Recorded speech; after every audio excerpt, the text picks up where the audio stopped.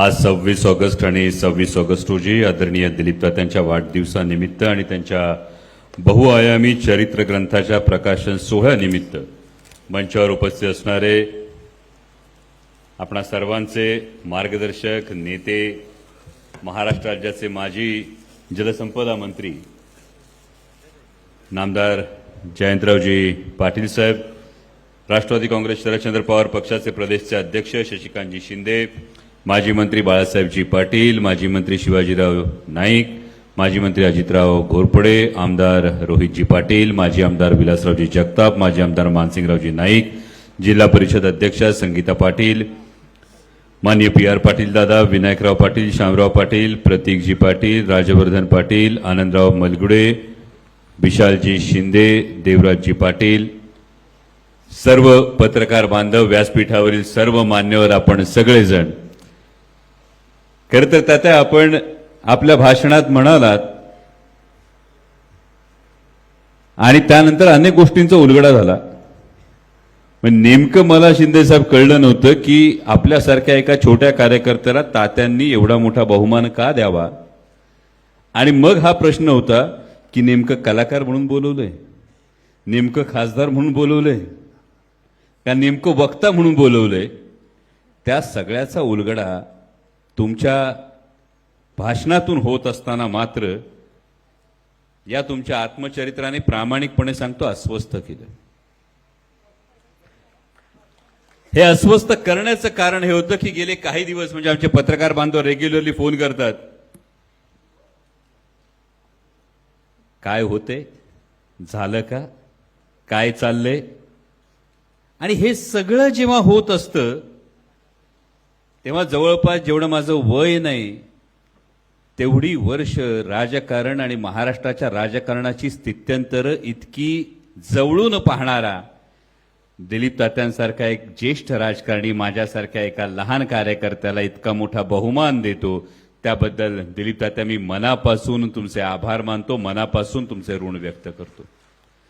कारण यातली फार महत्वाची दुसरी गोष्ट आहे की सत्तेच्या भोवती पिंगा घालणाऱ्यांच्या आजच्या काळामध्ये ज्याच्या भोवती सत्ता पिंगा घालते असा एक कार्यकर्ता जेव्हा आपल्याला हा सन्मान देतो तेव्हा खरंच आपला ऊर हा अभिमानानं भरून येतो. कारण माझी त्याची पहिली ओळख त्यांनी जरी प्रपोजल नाटकाच्या वेळी मला रंगमंचावर पाहिलं होतं तरी माझी त्यांची ठसठशीत मनात राहिलेली पहिली ओळख ती स्टेशन चौकातली सभा होती.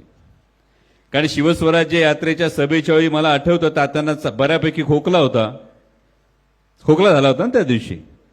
म्हणजे त्या दिवशी ईश्वरपूरनं जे का चमत्कार दाखवला होता, शिवस्वराज्य यात्रेची सांगता सभा होती, घोटाभर पाणी भरलं होतं. आता शिवस्वराज्य यात्रेची सांगता सभा होणार नाही असं वाटत होतं, पण सर्वसामान्य जनता नेत्यावर किती प्रेम करू शकते हे त्या दिवशी बघायला मिळालं. घोटाभर पाण्यात सुद्धा ईश्वरपूरचे सगळे लोक खचखचून शिवस्वराज्य यात्रेच्या सांगता सभेला बसले आणि आदरणीय जयंत पाटील साहेबांवर नेमका काय विश्वास ईश्वरपूरचा आहे हे पुन्हा एकदा दाखवून दिलं.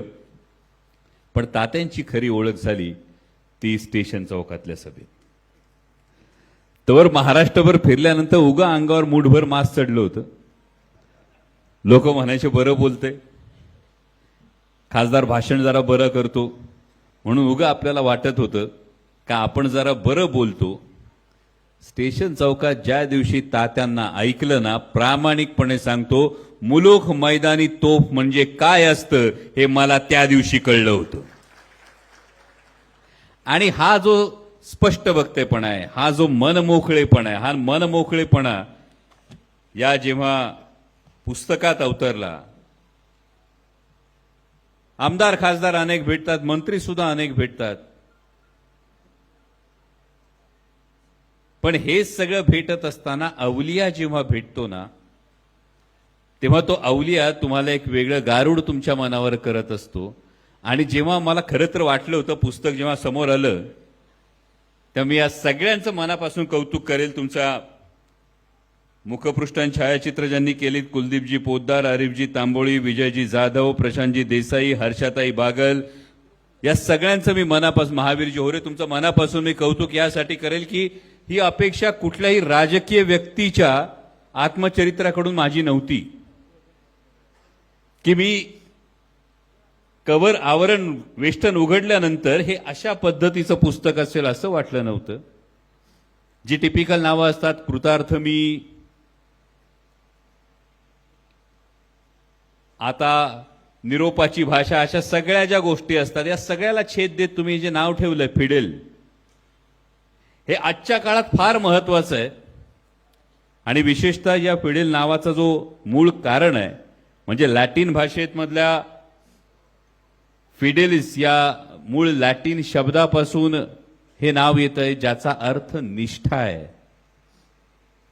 जी आजच्या काळात म्हणजे खाली रघुनाथ दादा बसलेत काही तत्व हातात घेऊन वर्षानुवर्ष लढणाऱ्या माणसांना आजच्या राजकारणाकडे बघितल्यानंतर खरोखर निष्ठा, तत्व, मूल्य, विचार या सगळ्या गोष्टींना खरोखर काही महत्व राहिले का, काही किंमत राहिली का, हा प्रश्न पडतो.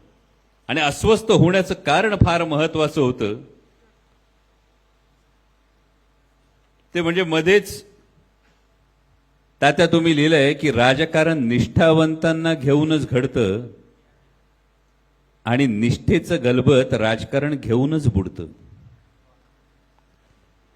जर राजकारण निष्ठावानांना घेऊन घडतं आणि निष्ठेचं गलबत राजकारण घेऊन बुडतं तर माझ्यासारख्या अनेकांना हा प्रश्न पडतो की ज्यांना कुठलीही राजकीय पार्श्वभूमी नाही त्या सर्वसामान्य माझ्यासारख्या मध्यमवर्गीय कुटुंबातल्या लोकांनी राजकारणात का राहावं, हा जेव्हा आम्हाला प्रश्न पडत असतो तेव्हा तुमच्यासारखे दीपस्तंभ महत्वाचे असतात. आणि म्हणून मगाशी शशिकांत शिंदे साहेब जे म्हणाले, निवृत्तीचा विचार जरी तुम्ही जाहीर केला असला तरी तुमच्यासारख्या दीपस्तंभांची अजूनही गरज आहे. आमच्यासारख्या वेडापिरांना राजकारणावर विश्वास ठेवण्यासाठी, त्या राजकारणात आम्हाला राहण्यासाठी, त्या राजकारणातून लोकांचं भलं करता येतं हे समजून घेण्यासाठी.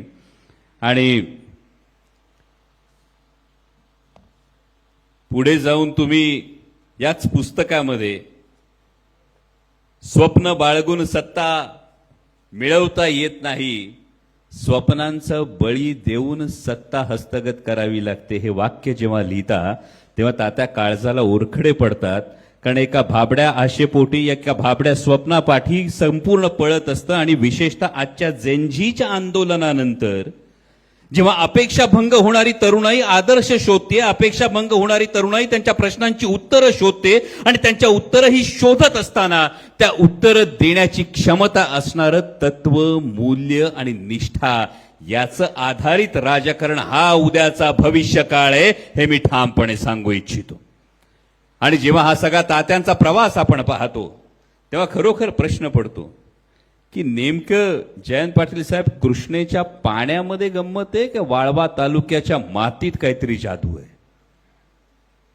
कारण एक एक नररत्न या वाळव्या तालुक्यानं दिलेलं एक एक नररत्न बघितलं, या कृष्णमाईच्या पाण्यानं दिलेलं एक एक नररत्न बघितलं म्हणजे अगदी क्रांतिसिंह नाना पाटलांपासून ते राजाराम बापू पाटलांपासून ते आता अगदी शाहीर अण्णा भाऊ साठे असतील ते दिलीप तात्यांपर्यंत ही जी नररत्न जर बघितली तर मग खरोखर हा प्रश्न निर्माण होतो की ज्या तत्वावर आधारित गेली 52 वर्ष तात्या तुम्ही वाटचाल केली. मगाशी शिंदे साहेब म्हणाले की महात्मा ज्योतिराव फुलेंची मालिका, सावित्रीमाईंची मालिका ही बंद झाली. आतापर्यंत सगळ्यांनी उल्लेख केला, हा उल्लेख केला तो छत्रपती संभाजी महाराजांच्या मालिकेचा केला. तात्या जशी तुम्ही निराशा व्यक्त करता, तुम्ही एक उद्वेग व्यक्त करता, तसंच अनेक वादळं घेऊन खरं तर आलो होतो. आणि मी मनापासून तुमचा आभार मानेन की मनातल्या अनेक वादळांना, अनेक प्रश्नांना तुम्ही उत्तरं दिलीत. ते वादळ हे होतं की ज्याला पुरोगामी महाराष्ट्र म्हटलं जातं, त्या शाहू फुले आंबेडकरांच्या महाराष्ट्रामध्ये सावित्रीमाईंवरची मालिका बंद होते, महात्मा फुलेंचा विचार सांगणारी मालिका बंद होते, ते युट्यूबवर सुरू होते. खरं तर आजच्या कार्यक्रमाला यावं की नाही हा मी विचार करत होतो, कारण सध्या जे कार्यक्रम करतो ते फक्त या मालिकेच्या फंड रेझिंगसाठी सगळे कार्यक्रम करतोय. म्हणजे परवा नाशिकला आहे, नाशिकवरून जळगावला जाणार आहे, जळगाववरून धुळ्याला जाणार आहे. म्हणजे एकीकडे 50 खोके एकदम ओके अशी चर्चा महाराष्ट्रात होत असताना महाराष्ट्रातला एक खासदार महात्मा फुलेंचा हा विचार पोचवायचा आहे, यासाठी प्रामाणिकपणे सांगतो की यासाठी फंड रेझिंग करावं लागेल, तर ही मालिका सुरू राहील. कारण यूट्यूबवर होणारी मालिका, त्याचा असणारा एकूण उत्पन्न आणि त्याचा खर्च याचा मेळ कुठेच बसत नाही, ही वस्तुस्थिती आहे. पण असं असताना हे सगळं फिरायचं, तर अनेक जण प्रश्न विचारतात, डॉक्टर हे का करताय, हे का करतात, याचं प्रश्नाचं उत्तर जेव्हा मी शोधत असतो तेव्हा परवाच मालिकेमध्ये एक फार महत्वाची एक गोष्ट होती, जी महात्मा ज्योतिराव फुलेंना सगळे विचारतात, तुम्ही हे का करताय. त्या काळी 7वी पास झालेला माणूस सहज सरकारी नोकरी लागली असती, बंगला मिळाला असता, गाडी मिळाली असती, मान मरातब मिळाला असता, तुम्ही हे का करताय म्हटल्यानंतर महात्मा फुलेंनी म्हणाले की कुणाला तरी देणं द्यावं लागतं. जर आजानं कोय रोवली तर त्याचं रोप होतं आणि मग नातू आंब खातो. छत्रपती शिवाजी महाराजांनी रायरेश्वराच्या पिंडीवर रक्ताचा अभिषेक जेव्हा दिला, त्यानंतर स्वराज्याचं स्वप्न रयतेच्या मनात रुजलं. आणि हेच संस्कृती, हाच इतिहास आहे की कुणाला तरी देणं द्यावं लागतं. आणि आज तात्या तुमच्या कार्यक्रमाला आल्यानंतर हा जो एक पुरोगामी विचारातला महत्वाची गोष्ट आहे, ती म्हणजे कुणाला तरी देणं द्यावं लागतं. हे देणं तुम्ही जे दिलेलं आहेत याची पुन्हा एकदा जाणीव झाली. आणि मग माझा संघर्ष फार सोपा आहे, हे तुमच्याकडे बघून खरोखर शिकायला मिळालं, त्याबद्दल मनापासून तुमचा आभार मानतो. आणि हे नेमकं का करावं लागतं, या पुस्तकात तुम्ही दुसरी एक महत्वाची गोष्ट घेतली आहे, आणि ती म्हणजे या विचारधारेशी बांधिलकी. नेमकी का करावी लागते, कशासाठी करावं लागतं. म्हणजे अनेक जण विचारतात, फुले शाहू आंबेडकर, शिवशाहू फुले आंबेडकर ही विचारधारा, या विचारधारेचं नेमकं कारण काय, हे कशासाठी पाहिजे, याचा जर एकदा विचार केला तर लक्षात ठेवा, जर मेंदूत विचार पक्के झाले तर मनात धाडस निर्माण होतं. जेव्हा मेंदूत विचार पक्के होतात तेव्हा मनात धाडस निर्माण होतं. आणि जेव्हा मनात धाडस निर्माण होतं तेव्हा व्यवस्थेविरुद्ध बंड करण्याची ताकद ही मनगटात येते. सो मन, मेंदू आणि मनगट जर शाबूत ठेवायचं असेल तर राज्य शाबूत राहतं, जर राज्य शाबूत राहिलं तर राष्ट्र शाबूत राहतं. आणि त्यासाठी आधी मनात विचार पेरावा लागतो. आणि जे देणं लागायचंय ते शिवशाहू फुले आंबेडकरी विचारांचं देणं लागतं. आणि ते देणं घेऊन गेली 52 वर्ष सातत्यानं हा पुरोगामी विचार घेऊन तात्या जेव्हा तुमच्यासारखा कार्यकर्ता चालतो तेव्हा कुठेतरी आम्हाला मार्गदर्शन मिळतं. दुपारी त्यांच्याकडे जेवायला गेलो, तात्यांनी सांगितलं, तात्या म्हणाले की मी इतर कुठला देव मानत नाही, पण पंढरीच्या पांडुरंगाच्या पायावर नतमस्तक होतो. आणि नेमकं पंढरीच्या पांडुरंगाच्या पायावर जेव्हा नतमस्तक होतो तेव्हा हा विचार आजच्या काळात, आजच्या समाजकारणात, राजकारणात हा करावा लागतो की 33 कोटी देवांमध्ये एकमेव देव आहे ज्या देवाच्या हातात शस्त्र नाही, पण तरी सुद्धा संपूर्ण समाज ज्याच्या पायांवर नतमस्तक होतो, जो देव केवळ प्रेमाच्या आधारे तुम्हाला जिंकून घेतो. म्हणजे श्री संत सावतामाळी, संत शिरोमणी सावतामाळी बाजूला आरणला राहतात, पंढरपूर पासून अवघ्या काही अंतरावर राहतात, पण पंढरीच्या वारीला कधी संत सावतामाळी जात नाही, पण पांडुरंग त्यांच्यावर कधी रुसत नाही. आणि मग सावतामाळी म्हणतात, कांदा मुळा भाजी अवघी मिठाई माझी, कर्मामध्ये देव मानणं आणि कर्मकांडाला फाटा देणं हे ज्या देवाने शिकवलं तो पांडुरंग. आणि त्या पांडुरंगाची जेव्हा आपण भक्ती करता तेव्हा आपल्यासारख्या ज्येष्ठाचं मार्गदर्शन हे आम्हाला कायम मिळत राहो. आपल्यासारख्या ज्येष्ठाच्या मार्गदर्शनातून या महाराष्ट्राचं हित, या महाराष्ट्राचं भविष्य हे कायम तुमच्या मार्गदर्शनात सुरक्षित राहो ही अपेक्षा व्यक्त करतो. जाता जाता आता समाजकारणात सक्रिय असलेला माणूस म्हणून बोलल्यानंतर कलाकार म्हणून तर काहीतरी अपेक्षा ठेवलीच पाहिजे. मगाशी जयंत पाटील साहेब बोलताना हळूच मला बोलले की जर तात्यांच्या या अनुभवांवर खरोखर सिनेमा आला तर सिंहासनच्या दर्जाचा सिनेमा तयार होईल. त्यांचा आवडता सिनेमा सुद्धा सिंहासन आहे. पण त्याचबरोबर एक खूप मोठी खंत आहे, जेव्हा जेव्हा वाळवा तालुक्यात येतो तेव्हा तेव्हा एक खंत आहे की या सांगलीच्या मातीत निर्माण झालेली एक अफाट अशी कलाकृती आहे ज्या कलाकृतीवर अजून सिनेमा आला नाही. आणि ती म्हणजे लोकशाहीर अण्णाभाऊ साठे यांची फकीरा. म्हणजे वाटेगाव कासेगावचे जरी वर्णन असलं तरी सुद्धा एका अप्रतिम कलाकृतीची अजूनही महाराष्ट्र वाट बघतोय. त्यामुळे राजकारणाबरोबर याही गोष्टीकडे जर आपण नक्कीच विचार केलात आणि या गोष्टीवर आपण गांभीर्यानं अंमलबजावणी केली तर महाराष्ट्र एका चांगल्या कलाकृतीला हा नक्कीच सामोरा जाईल अशी एक अपेक्षा व्यक्त करतो. मगाशी तुम्ही म्हणालात की सूर्याजी पिसाळ तुम्ही होणार नाही, परंतु बाजीप्रभू देशपांडे व्हायला आवडेल. कदाचित जयंत पाटील साहेबांचा फोन आलाय त्यामुळे बाजीप्रभू देशपांडेंची भूमिका सध्या माझ्यावर आली आहे. त्यामुळे साहेब येईपर्यंत ही नक्कीच खिंड लढवायची आहे. आणि हे करत असताना मगाशी तुमचं आत्मचरित्र वाचत असताना एक व्यथा, एक वेदना आणि त्या वेदनेला असणारी एक किनार जेव्हा पाहिली तेव्हा हे आत्मचरित्र फक्त दिलीप तात्यांचं राहत नाही. हे आत्मचरित्र केवळ एका महत्वाकांक्षी राजकारणाचा विचार करणाऱ्या जाणकाराचं राहत नाही.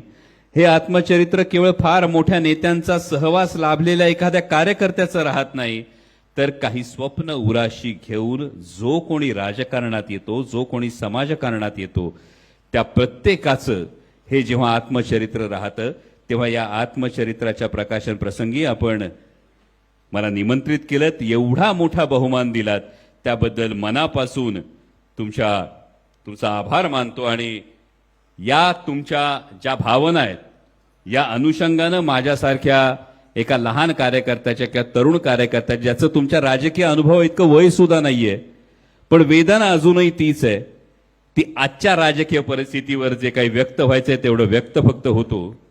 आजची जर राजकीय परिस्थिती पाहिली, जे तुम्ही म्हणालात की आजची राजकीय परिस्थिती पाहून खरं तर उभं आला, आजची राजकीय परिस्थिती पाहिली तर वाटतं षंढ जाणीवा थंड भावना सुरू राहतो बाजार. षंढ जाणीवा थंड भावना सुरू राहतो बाजार. तत्व निष्ठा मूल्य विचार सगळ्याचा खुला व्यापार. शून्य सुद्धा मोजता येत नाहीत असे आकडे फेकले जातात. ज्याच्यावरचे शून्य सुद्धा मोजता येत नाहीत असे आकडे फेकले जातात.